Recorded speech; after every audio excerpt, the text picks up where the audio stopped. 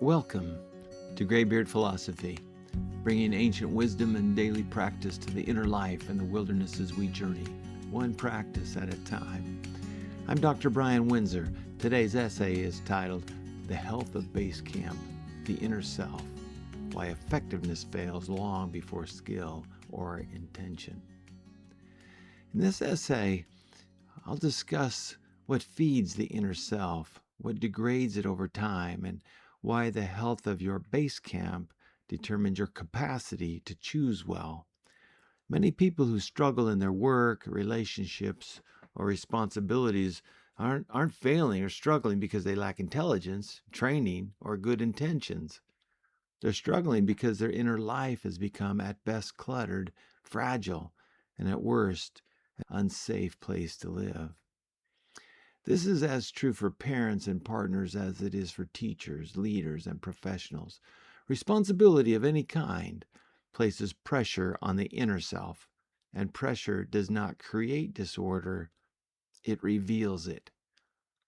As we explored in the previous post, the self is the first organization, the base camp.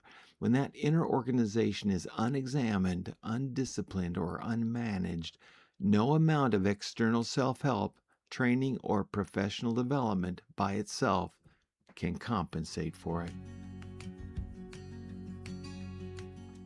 Good intentions are not enough. Over the years, I've worked with many people who are exhausted, anxious, reactive, or ineffective, not because they were careless or malicious, but because they were overwhelmed from the inside out. They cared deeply, they tried hard, they wanted to do well, but their inner life was in disarray. When the inner self is crowded with fear, rumination, craving, anger, or despair, showing up at home or at work further diminishes energy for personal and public effectiveness. Energy spent managing internal chaos before any attention can be given to outward performance. In these conditions, people often adopt coping strategies to survive.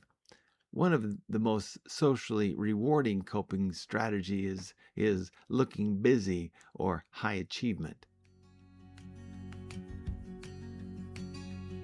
Looking busy as compensation. When inner stability is weak, outward busyness often increases. People learn to project enthusiasm when they feel depleted, offer reassurance when they feel uncertain, stay busy to avoid stillness or feel productive, stay busy on what appears to be important tasks, complain to others of the frantic pace they keep, or speak confidently to mask fear. In public roles, this can look like charisma or high achievement. In private life, it can look like constant doing, a real go-getter. Neither is inherently wrong. That's not what I'm saying. The problem rises when performance or activity becomes a substitute for inner health rather than an expression of it. Over time, this kind of compensation is exhausting, I know from firsthand experience, and it cannot be sustained. Over time, the activity achievement level solidifies into what I call habit energy, the momentum that makes certain reactions and behaviors feel automatic, even when we no longer conscientiously choose them. The inner source of agency. Viktor Frankl reminded us that between what happens to us, stimuli, and how we respond, there is a space of time. And within that space lies our freedom to choose. What is often missed is this. The health of the inner self determines whether the space is accessible at all. When the inner life is disordered, the space collapses. Reaction replaces response. Habit replaces judgment. Energy is diffused rather than directed. People say things like, I had no choice. That's just how I am. I was pushed too far. I couldn't help it. These statements describe pressure, but they also signal that the inner life is no longer governing well. Every base camp is affected by conditions. In the wilderness, it's weather, altitude, hunger, fatigue. In modern life, it's noise, speed, comparison and competition, constant inputs, and the quiet training of attention. These conditions don't always destroy us in a day, but they can erode the inner life over time until stillness feels unfamiliar and choice feels narrow. What feeds the inner life? The health of the inner life is not accidental. It's shaped daily by what stimuli or influences we allow in. By stimuli, I simply mean what we repeatedly take in through our bodies, our attention, our desires, our thoughts. Some of the most powerful stimuli or influences include what we consume with our bodies, what we expose our senses and our minds to, what we desire and chase, the voices of the community, family, school, work, church, political, social media, and what we repeatedly replay in our own thoughts. When the inner self is flooded with loud stimulation but deprived of quiet reflection, it becomes restless and fragile. When it is fed by fear, comparison, or constant noise, it becomes inhospitable. In such conditions, stillness feels threatening rather than restorative. Silence becomes something to escape rather than inhabit. When inner health declines, suffering multiplies. This is where many people recognize themselves, not as leaders, but as human beings. Sleeplessness, nighttime rumination. It's that relentless voice in your head, replaying the past and worrying about the future. Replaying conversations and interactions that can't be changed. Living regretfully in the past or anxiously in the future.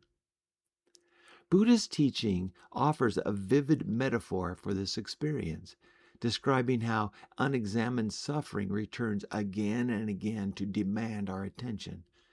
Most of us simply experience it as being unable to rest, even when the day is over. When this becomes the norm, effectiveness erodes, not because people stop caring, but because they are no longer inhabiting themselves well.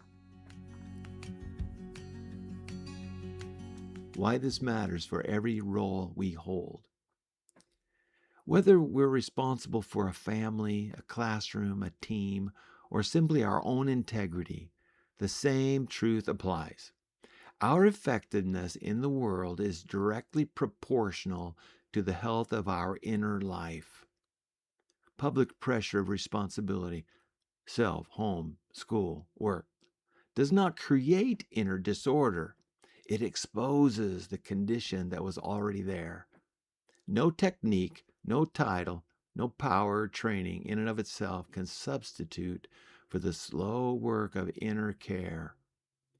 This is not a call for self-absorption. It is a call to self-stewardship. Because what we do not tend to within ourselves will eventually be expressed through our actions, our reactions, and the systems we touch.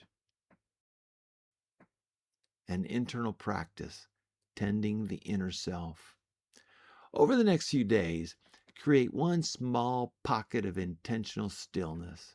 Choose a moment, early morning or evening, when stimulation is low. Slow your breathing, calm your mind, rest your body, and then ask yourself gently, is my inner life a comfortable place to be? Where does it feel open and at ease? Where does it feel crowded, noisy, or tense? Don't try to fix anything yet. Just simply notice it. Then choose one small adjustment you can make today, not to your schedule, but to what you allow into your inner life. That choice is not about productivity, it's about care. And care is where the examined life begins. In the next post, we'll step back onto the trail and name the everyday wilderness, kitchens, commutes, parenting, finances, where pressure trains our defaults. We'll practice noticing the first 30 seconds and returning to base camp before habit energy takes over. Hey, thank you for listening to Graybeard Philosophy. If this essay helped you, stay with the practice. Small and faithful is enough. You can find the written version and the practice of this podcast at graybeardphilosophy.com. Until next time, be kind to yourself and learn something for the next trek.